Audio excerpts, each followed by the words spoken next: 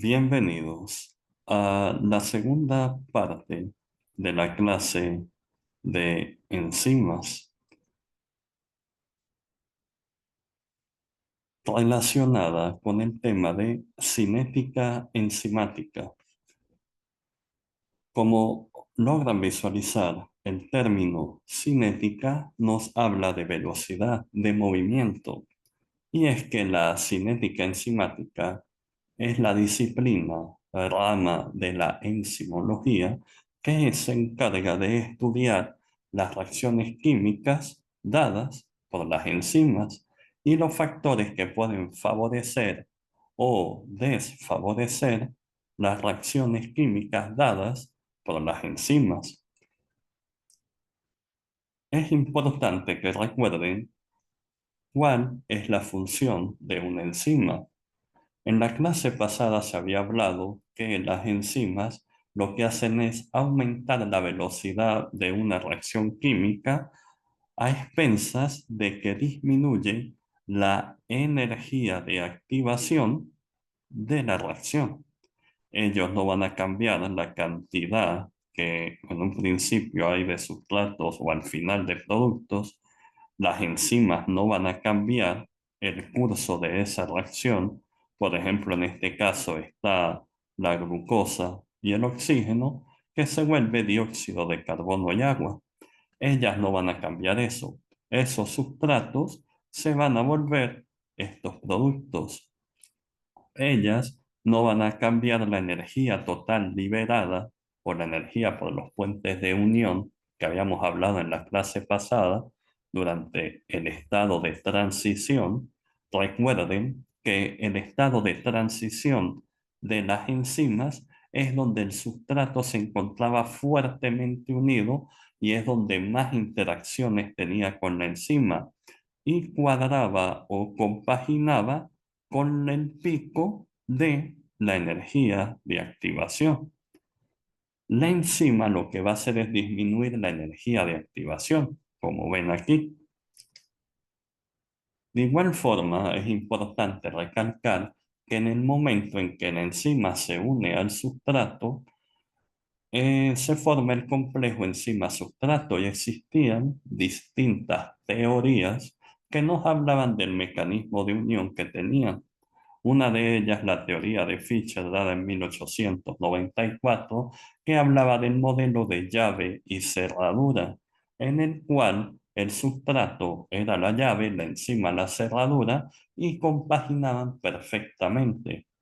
Pero después esto, eh, digamos, se estudió mejor y posteriormente, pues esta teoría cayó prácticamente en desuso, ya que muchos productos en reacciones reversibles de las enzimas se vuelven el sustrato que anteriormente se había vuelto ese producto.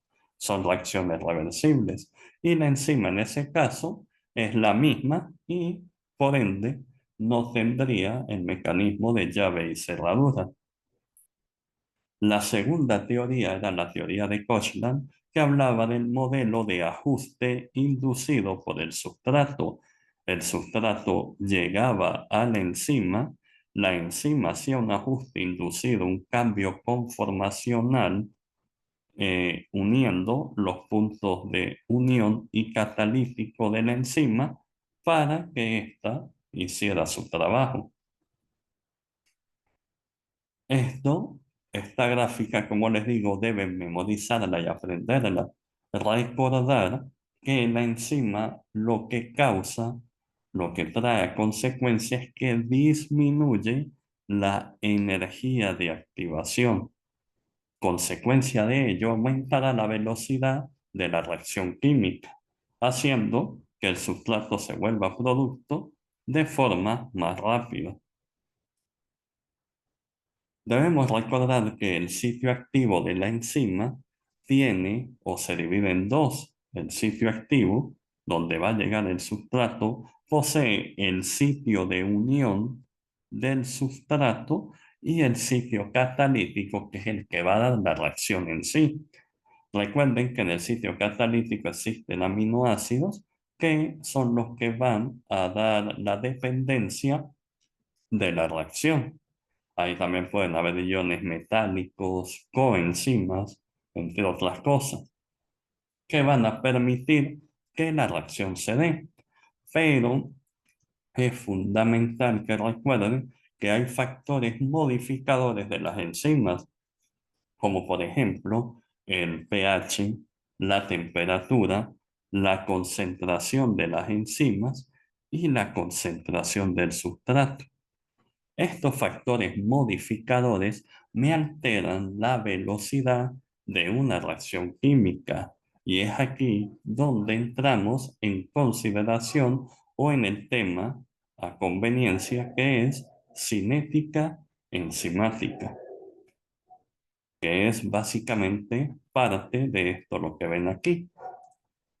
Existe la teoría de Michaelis y Menten, que si ven, vamos a hallarnos primero en el gráfico, habla sobre una concentración de sustrato que está en el eje de las X y en el eje de las Y o de las ordenadas está la velocidad.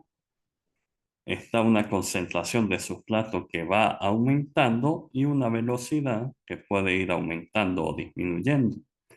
La teoría de Michael y Gimente nos habla que de acuerdo a la concentración de sustrato a medida que ésta aumenta, la velocidad de la reacción, la velocidad va a ir aumentando. La concentración de sustrato es muy importante para que la velocidad de la reacción aumente.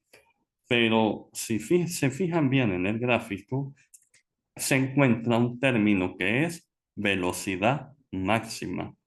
La velocidad máxima es el punto donde la enzima, a pesar de que tú le coloques más sustrato, esa velocidad no va a cambiar, se va a mantener constante en el tiempo.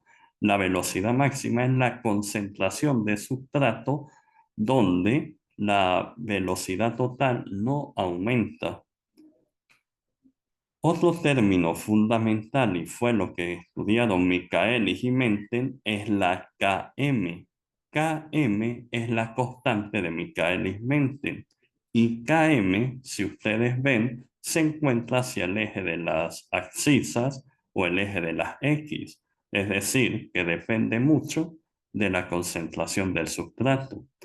Km es la cantidad de concentración de sustrato donde la enzima llega a la mitad de su velocidad máxima. Es decir, un ejemplo, si la concentración de sustrato total es de 100 y por ejemplo el Km es de 20 y la velocidad máxima es de 100, cuando llega a 20 el Km es la mitad de la velocidad máxima, es decir, 50, por ejemplo. Si la velocidad máxima llega a ser 100. Si la concentración del sustrato es de 100, la velocidad máxima es de 100 y el Km, suponiendo, es de 20, cuando la concentración del sustrato es de 20 milimoles, la velocidad de la enzima va a ser 50. Como les digo, Km es la concentración del sustrato en la cual la enzima está trabajando a la mitad de su velocidad máxima. Este Km es muy importante analizarlo, ya que nos habla de la afinidad de la enzima por el sustrato. Si Km es muy elevado, la afinidad de la enzima por el sustrato es baja, porque necesito de mucho sustrato para que ella pueda unirse a la enzima. Pero por el contrario, si Km es muy baja, como vemos aquí, la afinidad de la enzima por el sustrato es elevada, es alta, porque necesito de poco sustrato para llegar a la mitad de la velocidad de la enzima. Posteriormente se analizó y se expresó en términos matemáticos esta gráfica que es hiperbólica, como ven aquí. donde se estudió que la velocidad inicial es igual o está directamente proporcional a la velocidad máxima y la concentración del sustrato y es inversamente proporcional a la constante de Michaelis y la concentración del sustrato. Y es que es como les había comentado, la constante de Michaelis nos habla acerca de la afinidad de la enzima por el sustrato. Recuerden, si la Km es elevada, la enzima tiene baja afinidad por el sustrato. Es decir, que necesita gran cantidad de sustrato para ella poder agarrar dicho sustrato.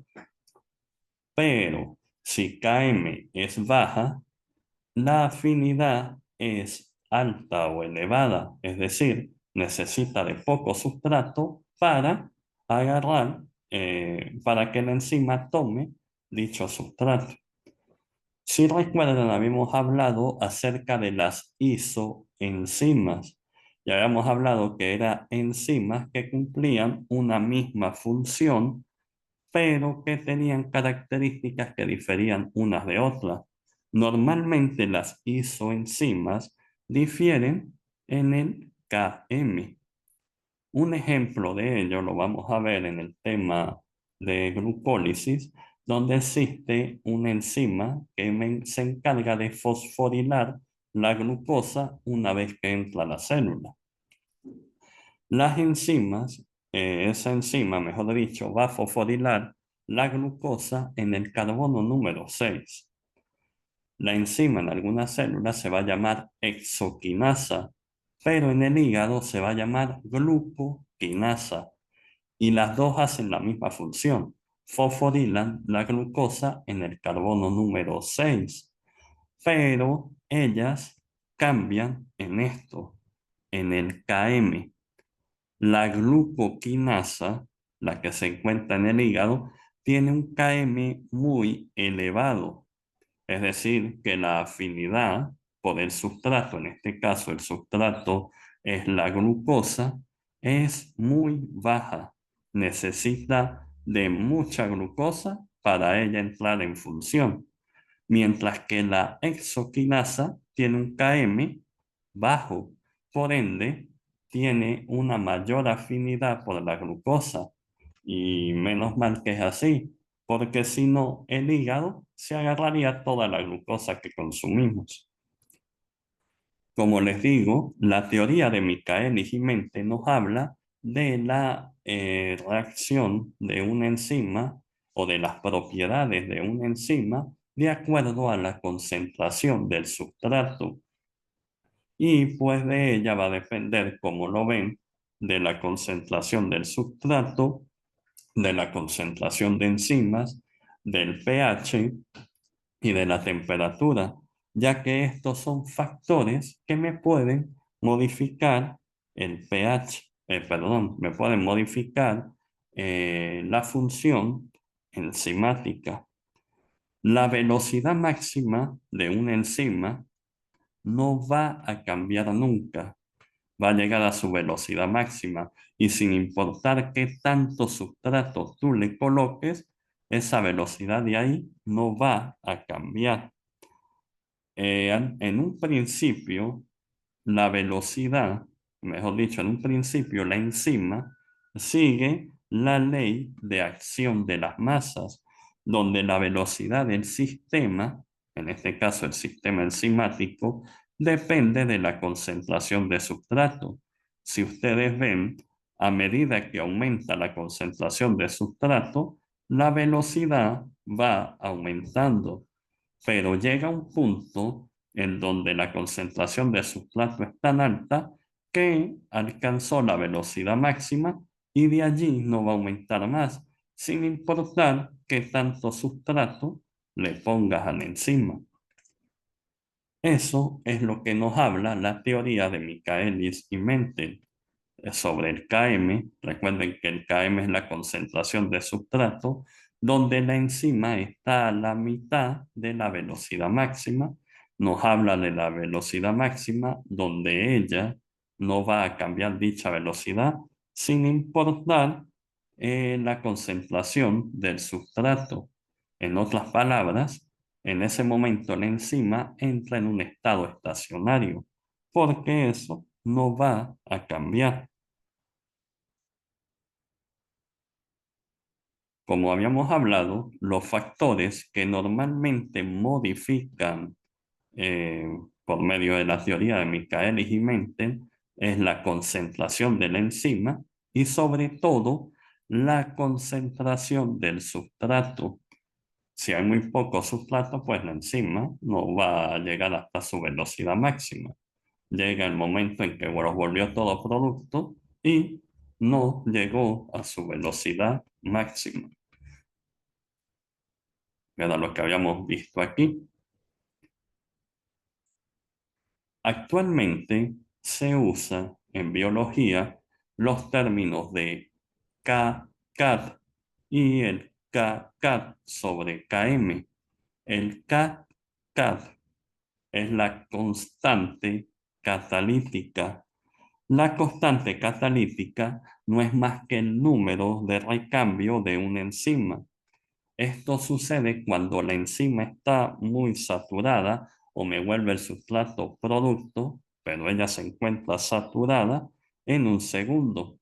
La constante catalítica se usa predominantemente para ver la eficiencia de una enzima y la fórmula de la constante catalítica es que la constante catalítica es igual a la velocidad máxima sobre la concentración enzimática a la cual está saturada. Pero si tú sabes la concentración enzimática en la que está saturada, sabes la constante catalítica, puedes sacar fácilmente la velocidad máxima. Como les digo, la constante catalítica es el número de recambio de una enzima cuando la enzima está saturada con el sustrato. Y eso lo divide, y eso lo usa en unidad de tiempo por segundo. Disculpen los gritos de fondo, es que mis vecinos son algo ruidosos, así que bueno, disculpen de antemano. Y como les digo, la constante catalítica nos habla del recambio de las enzimas cuando ellas se encuentran saturadas por el sustrato en un segundo. Y esto me va a medir la eficiencia de una enzima.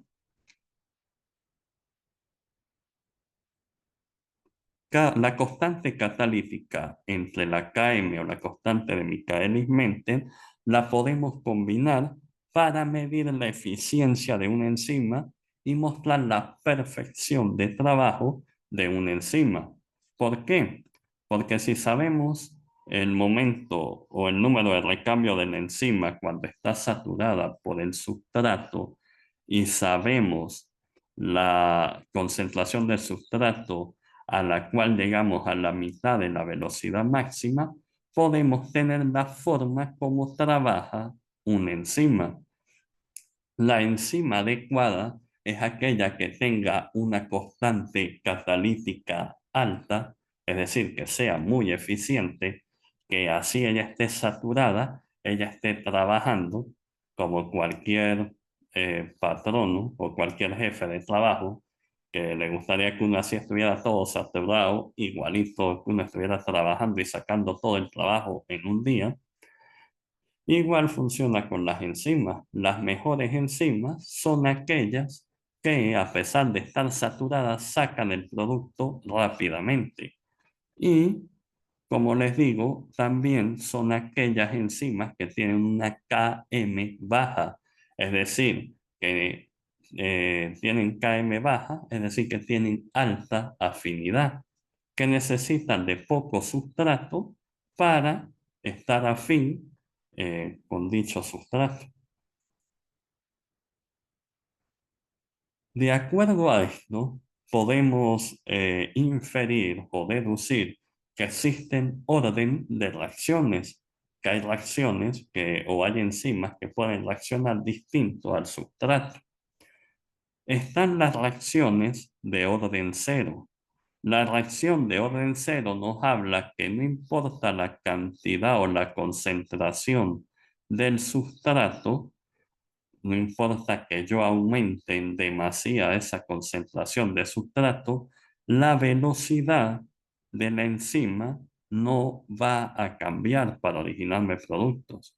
Es como cuando una enzima está completamente saturada. En la parte estacionaria, la que habíamos visto aquí, el gráfico de Michaelis y Menten. Cuando llega aquí, son las reacciones de orden cero, que no importa la cantidad de sustrato que tenga, así lo aumente mucho más, la velocidad no va a cambiar. De igual forma, están las reacciones de primer orden. Las reacciones de primer orden obedecen a que a medida que aumente la concentración de sustrato, aumenta la velocidad de la enzima. Un ejemplo de ello lo podemos ver aquí, al principio de los gráficos de Michaelis y Menten. En los gráficos de Michaelis y Menten deducimos que a medida que aumenta la concentración de sustrato, la velocidad de trabajo enzimático va aumentando. De nuevo, como les digo, disculpen la bulla que hacen mis vecinos, pero es que son bastante bullosos. De antemano, disculpen, pero es uno de los inconvenientes de las clases a distancia. Como les decía, de acuerdo al aumento de la concentración de sustrato, la velocidad va a ir aumentando. Cuando esto se cumple, son las reacciones de primer orden. Como les digo, las reacciones de primer orden me hablan que a medida que aumento el sustrato, la velocidad va aumentando. Pero las reacciones de segundo orden me hablan sobre cuando hay dos sustratos, que una misma enzima trabaje con dos sustratos, por ejemplo. Esto sucede más que todo cuando hay especificidad de grupo, que hay enzimas que pueden trabajar con dos sustratos, solo que van a hacer la especificación del grupo. Normalmente, cuando hay reacciones de segundo orden, se va a tomar en cuenta la concentración de los dos sustratos y es por eso que ustedes ven que la curvatura de este gráfico, en vez de ser hiperbólica, como ven aquí, es como sigmoidea, tipo como la de la hemoglobina.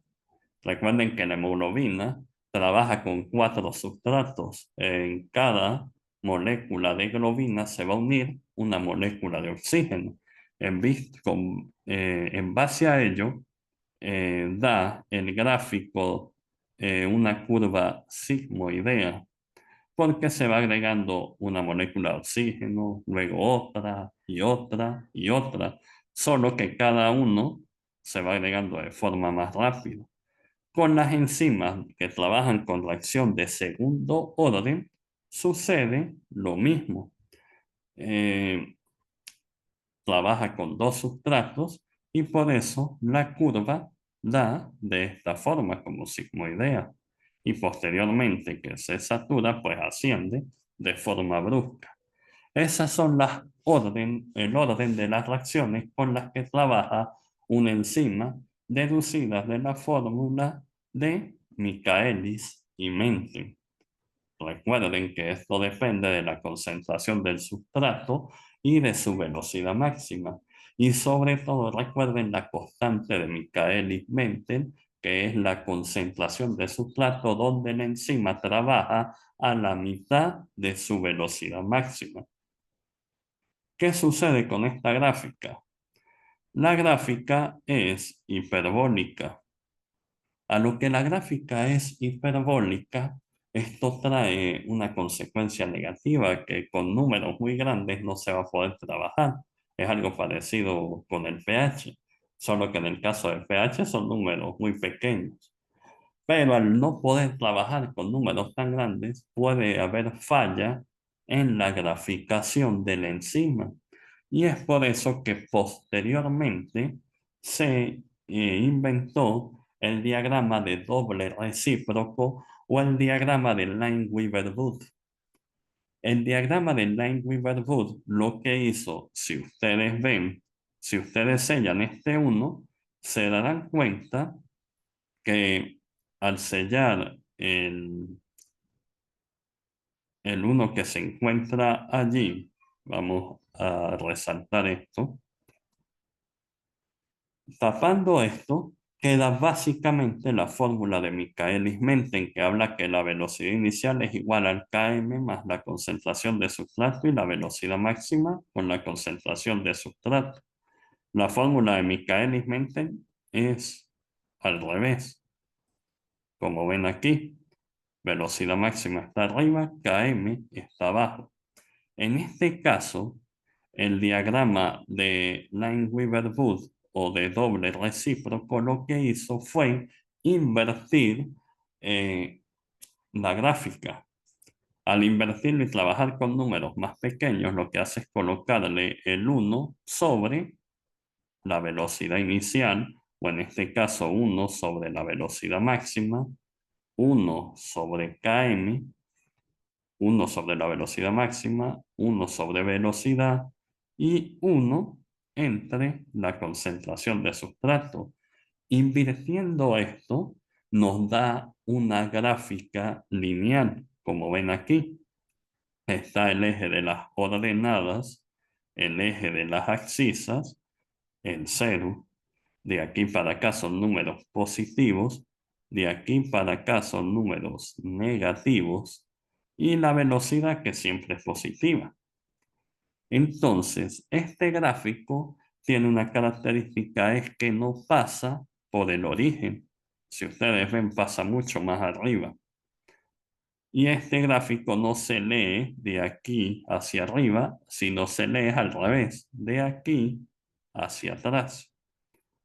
Nos habla de la inversión o un invertido de la concentración de sustrato que se encuentra aquí. Ustedes pueden agarrar esos números con los que se trabaja. Normalmente están en números de escala a 0, 0,01, 0,03, 0,35. Y cuando lo vuelvan un número normal, van a ver que la concentración de sustrato pues, va a ser la original.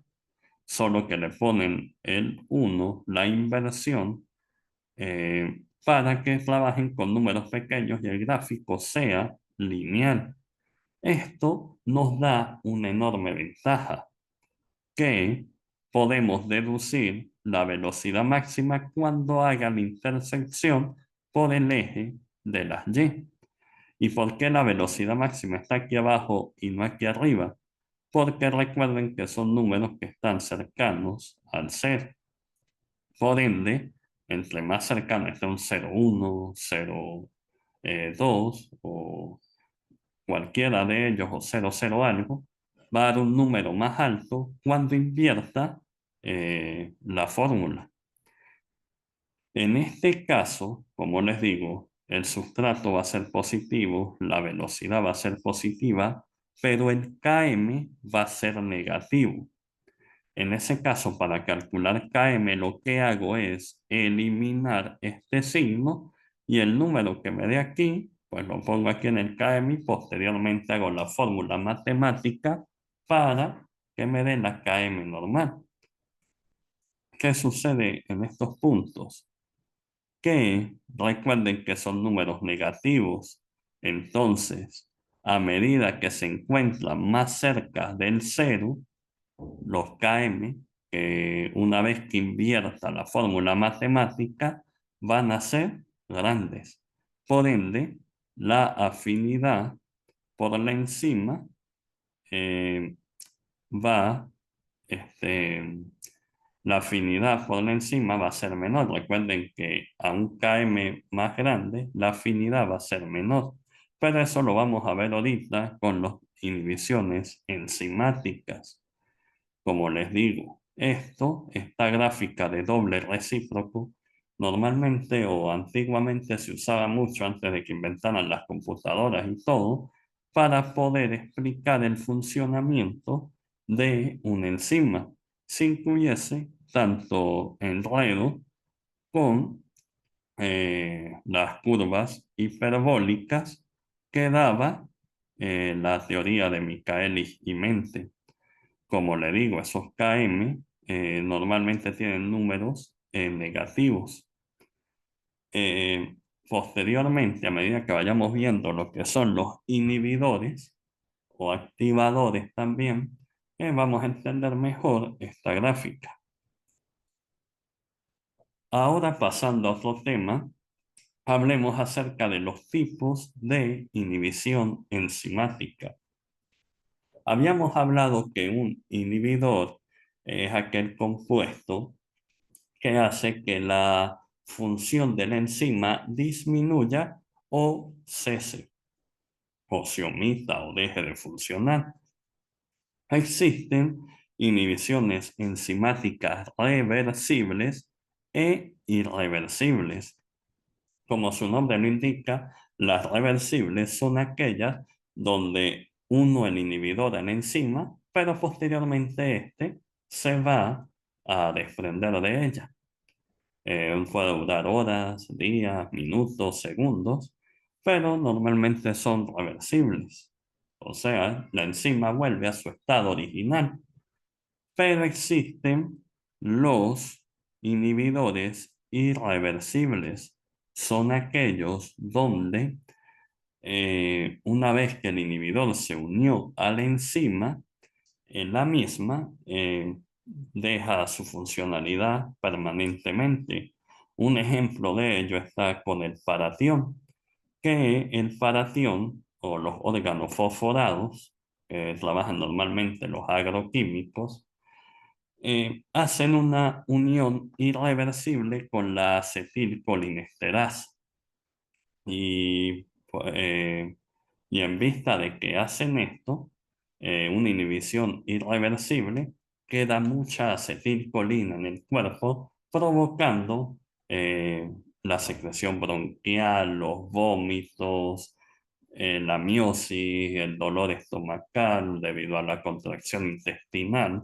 Esto se debe a que el malatión o el paratión, perdón, porque el malatión es el que usan para matar los patas blancas, el paratión o ese órgano fosforado se une irreversiblemente a la acetilcolinesterasa, inhibiéndola. Existen otros medicamentos de carácter irreversible, como por ejemplo el muy famoso omeprazol, que inhibe la bomba de protones a nivel de la cámara gástrica, pero normalmente todos los medicamentos son reversibles. Esto era lo que estábamos hablando acerca de la inhibición enzimática. Habíamos hablado que existen inhibidores reversibles e irreversibles y que un inhibidor lo que hace es disminuirme la eficiencia catalítica de una enzima, disminuirme la velocidad de una reacción o incluso hacerme cesar por completo la actividad enzimática. Según el diagrama de Link-Weaver-Bull para ver las inhibiciones enzimáticas, podemos deducir que existen varios tipos de inhibidores. Entre esos están los inhibidores competitivos, los inhibidores acompetitivos y los inhibidores no competitivos. Cada uno de ellos actúa de forma distinta y altera eh, propiedades distintas de las enzimas. Por ejemplo, en el inhibidor competitivo, ya un momento para señalar de forma adecuada, en el inhibidor competitivo, que es esta gráfica que vemos aquí, un ejemplo de inhibición competitiva es el fármaco captopril. Eh, Él es un agente antihipertensivo que me inhibe la enzima convertidora de angiotensina que habíamos hablado en la clase pasada. Él es un ejemplo de inhibidor competitivo. ¿Qué es lo que hace un inhibidor competitivo? Primero, ese inhibidor tiene un parecido o se parece mucho al sustrato y se va a unir en el sitio donde se une el sustrato. Entonces tenemos dos características de los inhibidores competitivos. Uno, que se parecen al sustrato, son moléculas relativamente idénticas. Y la otra es que se va a unir al sitio de unión donde se iba a unir el sustrato, que se iba a usar esa enzima. Y lo que me va a afectar, como podemos ver, recuerden que en el diagrama de doble recíproco de Lineweaver-Burr, el eje de las X me habla de la concentración del sustrato, la parte positiva. La parte negativa me habla del Km y el eje de las ordenadas me habla de la velocidad de la enzima. Si vemos, la parte o la línea roja es la que usa el inhibidor y la línea azul es la que no usa el inhibidor.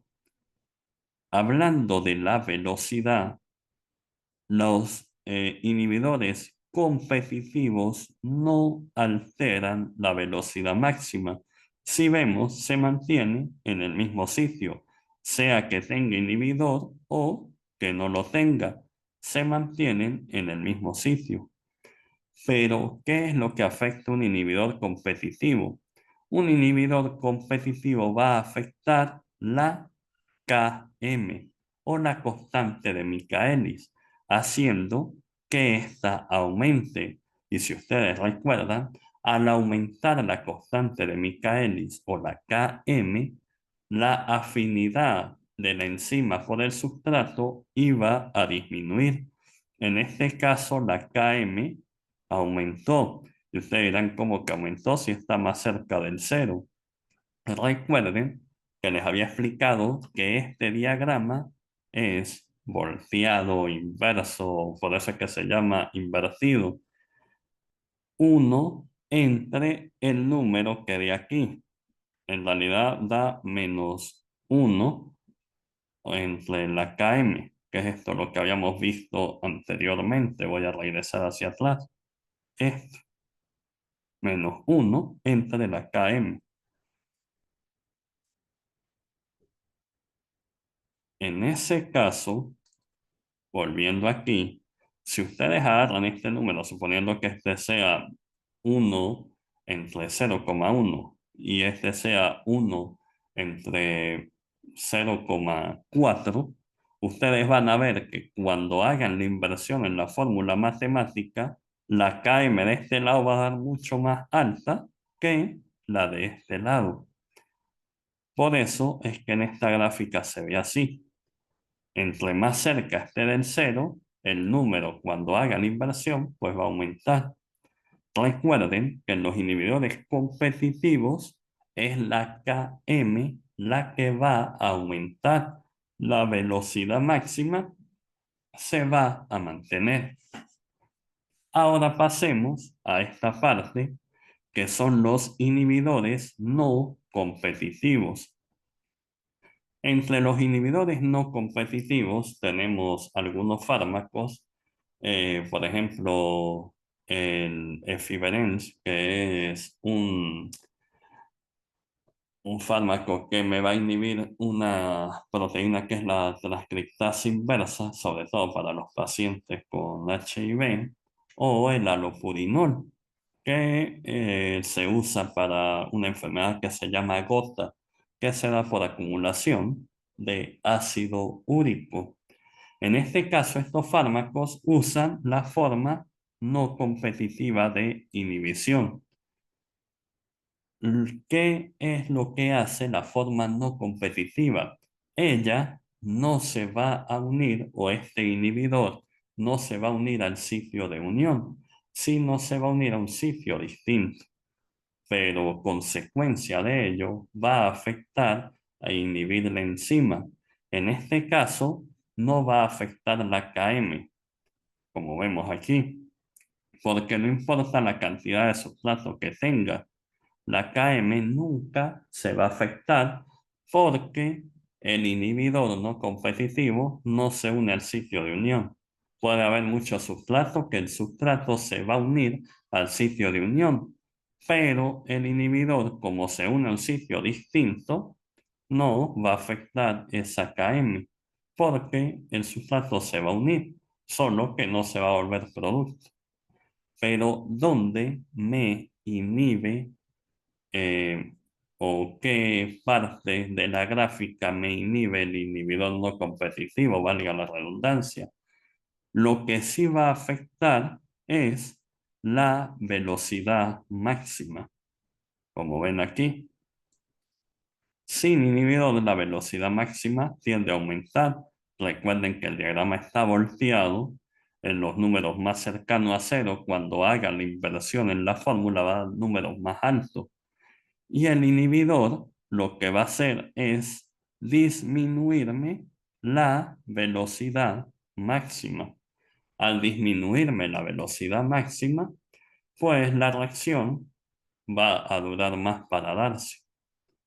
En este caso, eso es lo que sucede con los inhibidores no competitivos. Y existe otro inhibidor que es llamado, inhibidor A competitivo. Los inhibidores A competitivos, ellos van a reducir tanto la KM como la velocidad máxima. De fármacos así solo se conozco uno que es el epristasteride.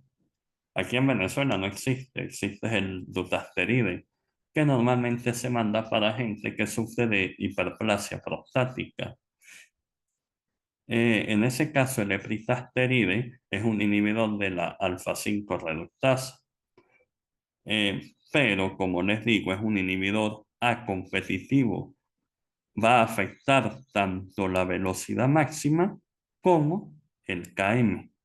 Al aumentar el Km disminuye la afinidad de la enzima por el sustrato y al disminuir la velocidad máxima va a hacer que la reacción sea más lenta.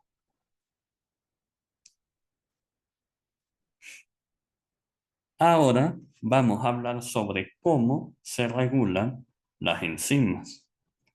Hablamos acerca de los inhibidores, pero en nuestro cuerpo existen también inhibidores enzimáticos, como estos.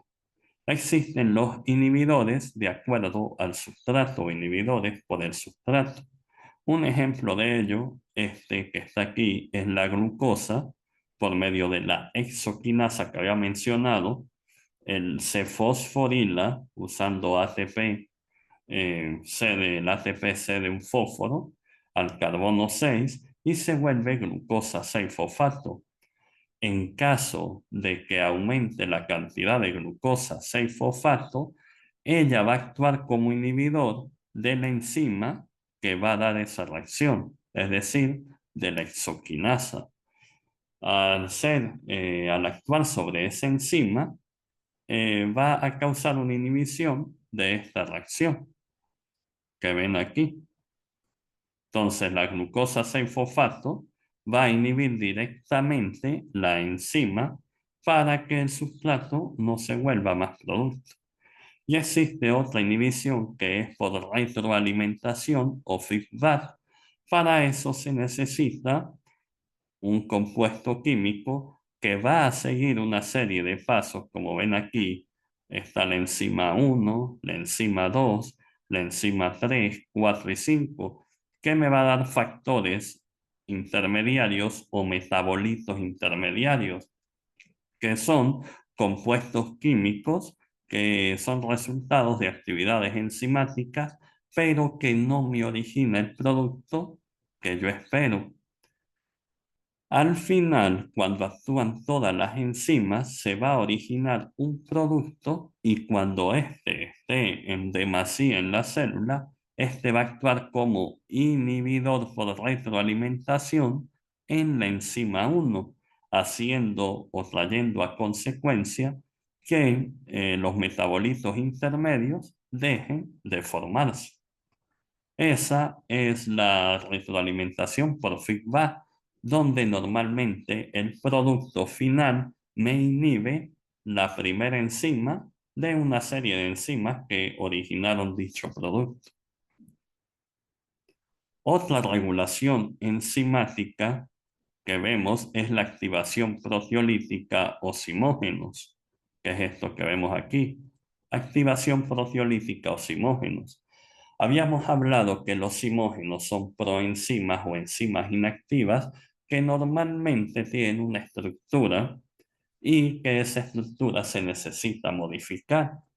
Las enzimas generalmente en su mayoría son proteínas, por ende poseen distintas cadenas de aminoácidos. Un ejemplo de ello lo podemos ver aquí. Está el quimiotripsinógeno inactivo y el tripsinógeno inactivo.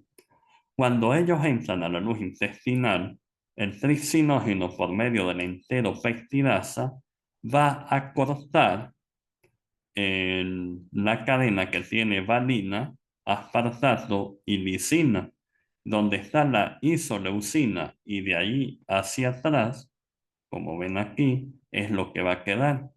Al quitar esta cadena de valina, 4-aspartato y lisina, el tripsinógeno se va a activar y se va a volver tripsino. En otro caso, el quimiotripsinógeno, la tripsina va a actuar como activador de ella, o de él, mejor dicho.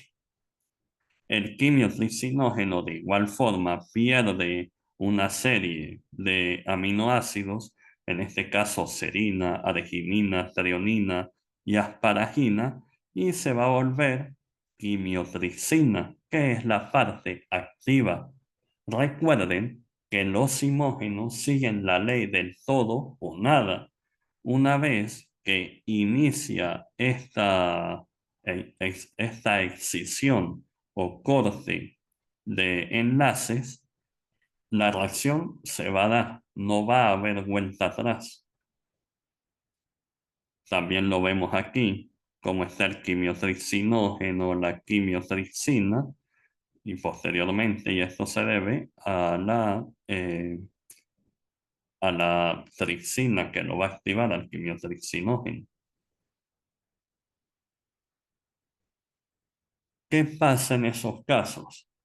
Por ejemplo, como ven, normalmente cualquier buen venezolano que le guste la parrilla un domingo en la tarde va a consumir excesivas cantidades de grasa y no puede faltar el adecuado suero oral venezolano por excelencia, llámese Polar, Solera, Zulia, cualquiera de esos.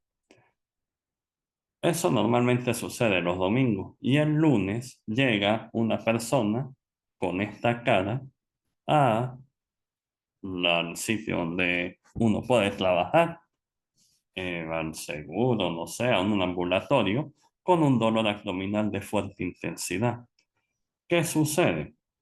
Habíamos hablado que existen simógenos en el páncreas.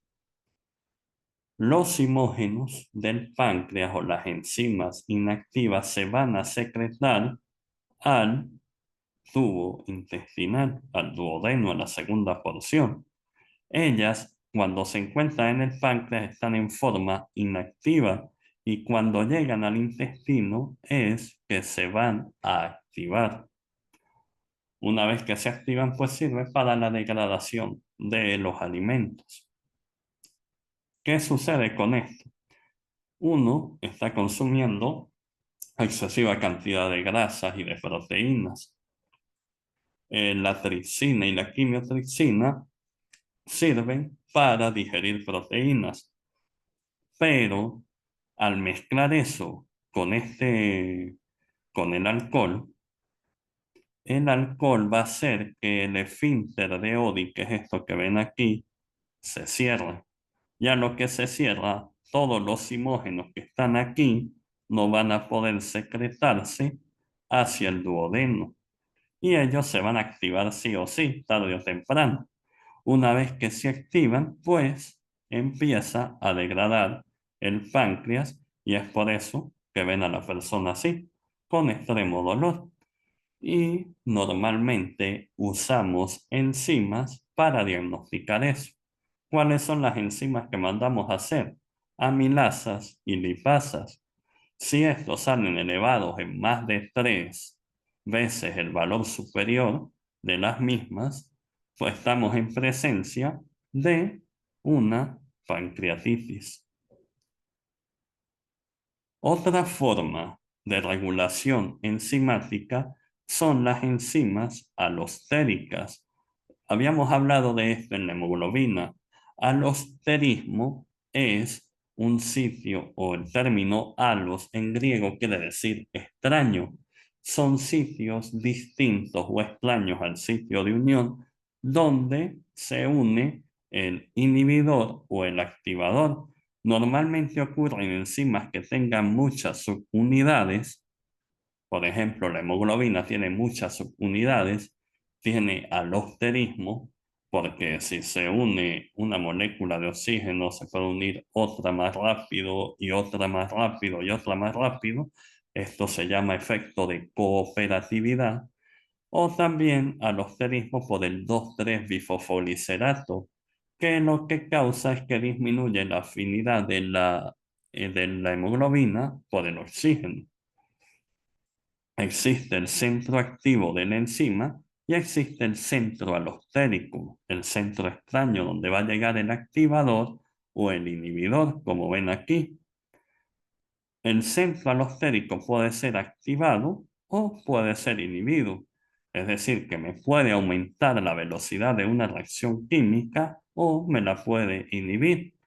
Aquí lo importante o lo que se debe recalcar es que el centro o las enzimas alostéricas, primero, tienen muchas unidades, como ven aquí, tiene 4, y aquí también, solo que están en distintos colores, como ven aquí. Cuando está en este color, que es como naranja, creo yo, está inactivo, y cuando está en azul, está activo. Puede existir inhibidores y puede existir activadores.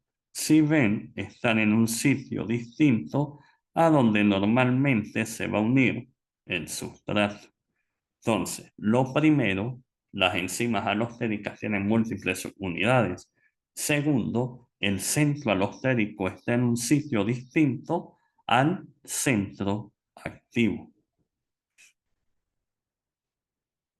Las enzimas alostéricas, según Michaelis y Menten, en la gráfica, tienen una curva sigmoidea. ¿Por qué? Porque al principio se necesita una alta concentración de sustrato para poder llegar al sitio alostérico y activar la enzima. Pero posteriormente, una vez que llega, el resto de factores se van a unir más rápido. El primer factor alostérico dura un poco más en llegar, en unirse, pero los demás se unen de forma más rápida. Esto se llama efecto de cooperatividad, que lo vimos en el tema relacionado a hemoglobina, que por eso la hemoglobina tenía una curva sigmoidea, a diferencia de la mioglobina, que era así, era hiperbólica. Existen enzimas alostéricas bifásicas, donde el centro alostérico se puede unir o un inhibidor o un activador. Eso es lo que quiere decir el término bifásico, que en la misma región alostérica se puede unir el inhibidor o el activador, pero no los dos al mismo tiempo. Más de lo mismo, cómo se comporta una enzima, ya sea con un activador o con un inhibidor. En este caso, la línea negra nos indica la enzima sin activador ni inhibidor. Si está inhibida, pues obviamente la KM va a aumentar porque la afinidad de la misma va a disminuir. Pero si se activa, la KM va a disminuir porque la afinidad de la enzima por el sustrato va a aumentar. Y otra es las enzimas reguladas por modificaciones covalentes reversibles. Esto más que todo ocurre en nuestro organismo. Una de las modificaciones covalentes más conocidas y que seguramente vieron en fisiología es la fosforilación, donde está la enzima, llega una molécula de ATP, cede el fósforo gamma, porque es el último, el tercero, y la enzima se fosforila y aumenta o disminuye su función. Hay enzimas que al fosforilarse aumentan su función, hay otras que se inhiben. Normalmente, las partes enzimáticas donde, o mejor dicho, los aminoácidos donde se une el fósforo son serina, treonina, tirosina y en algunos casos la histidina. Pero de aquí estos tres, muchas de las proteínas, sobre todo las proteínas G, es donde ustedes escucharán que están los receptores tirosinquinasa, la serinquinasa, la treoninquinasa. Muchos de ellos se van a activar por fosforilación. La fosforilación, como ven, va a ser modificaciones covalentes, pero van a ser reversibles. Cuando se fosforila a la enzima se le va a llamar quinasa. Un ATP se dio su fósforo y se fosforiló. La fosforilación de la enzima lo que la va a hacer es más activa, pero cuando se retira el fósforo se le va a llamar fosfatasa. Y en ese caso, pues, la enzima no es que se inactiva, sino que se vuelve más lenta. Existen otras enzimas que cuando se fosforilan sí se inactivan por completo. Pero en este caso les estoy explicando lo que sucede cuando se fosforila una en los residuos de serina, como pueden ver aquí a los lados, se fosforiló, se activó más y cuando se desfosforiló por medio de una fosfatasa, pues no es que se inactivó, sino que su función disminuyó un poco. Otra modificación covalente es la adenilación. La adenilación no es más que la unión de la enzima a un adenosin monofosfato. Esto normalmente ocurre en residuos de serina, tirosina y treonina, como ven aquí.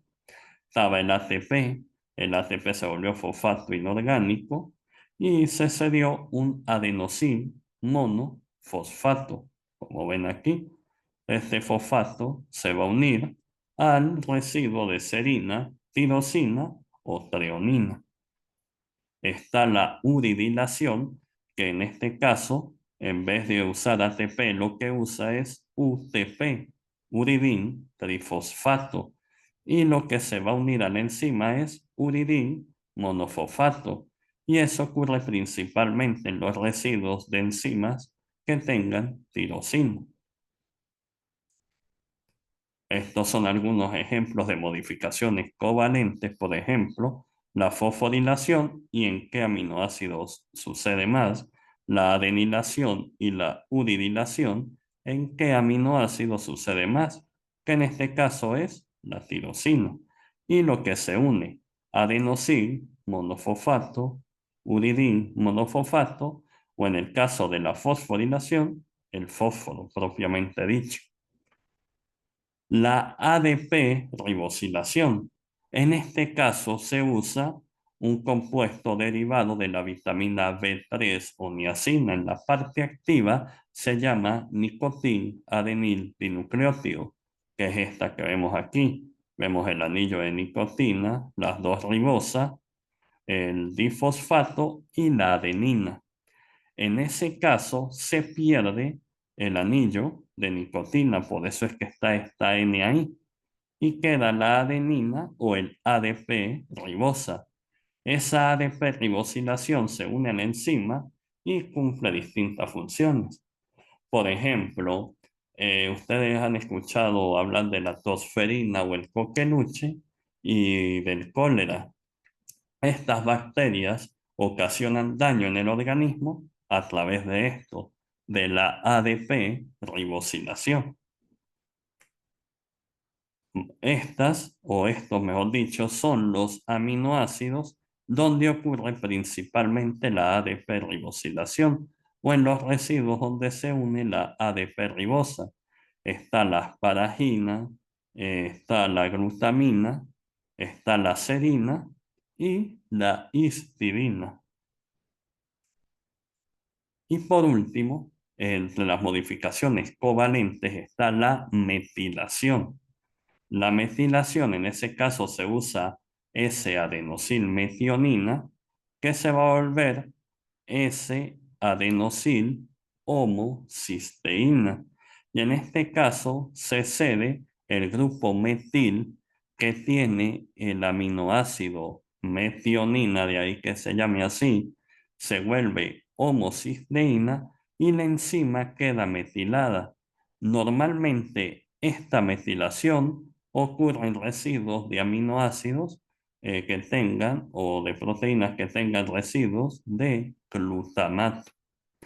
Estas son las modificaciones covalentes de las distintas enzimas.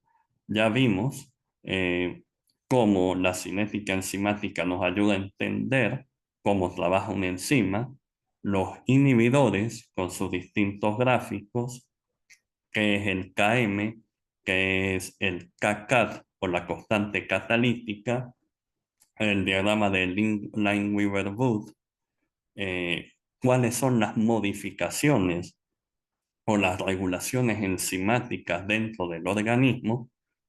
Recuerden, las están a través del sustrato, la fosforilación, los simógenos, las alostéricas y las modificaciones covalentes, como la fosforilación, la adenilación, la uridilación, la ADP ribosilación y la metilación. Y pues eso ha sido estos dos temas relacionados a enzimas. Espero que lo hayan disfrutado y posteriormente pues pasaremos a los temas relacionados a los carbohidratos, su estructura, su digestión y su posterior metabolismo.